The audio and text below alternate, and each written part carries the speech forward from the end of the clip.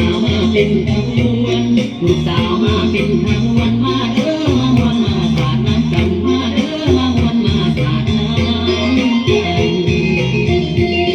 ลูกสันสงกรานต์ปีใหม่ประเพณีไทยตั้งแต่โบราณลูกสาวทาแป้งให้กัน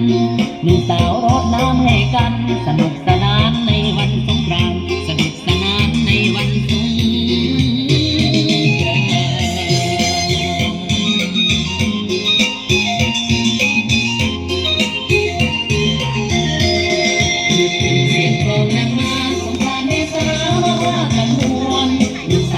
เป็นขบวนลูกสาวมาเป็นขบวนมาเด้อมาวนมาสาดน้ำกันมาเด้อมาวนมาสาดน้ำกัน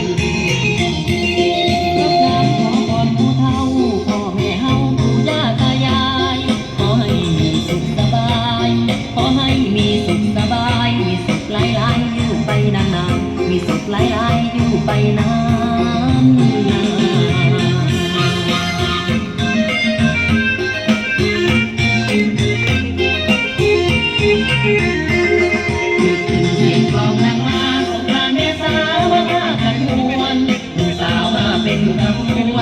ลูกสาวมาเป็นขบวนมาเด้อมาวนมาสาดน้ำกันมาเด้อมาวนมาสาดน้ำกัน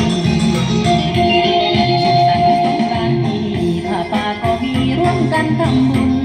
กุศลจะได้เกื้อหนุน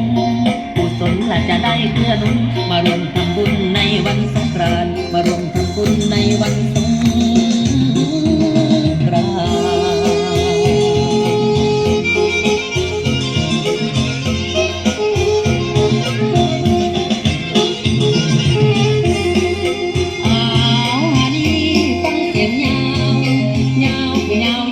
เสียงหูดนตรีมโหรีพอโศกซอยกันดังก็เสียงหูห้องแจ้วแจ้วกันม้วนขบวนตื่นปีมวนลายพวกน้องอ่างมาหมดน้ำกันฟังสงกรานต์มันไหลมียาสุนีคนสาวทั้งเงาดำให้คอยมาเด้อขาวจำเล็กจำน้อยให้มาเล่นเล่นม้วนกันสนุกสนานสงกรานต์ปีนี้มันม่วนดี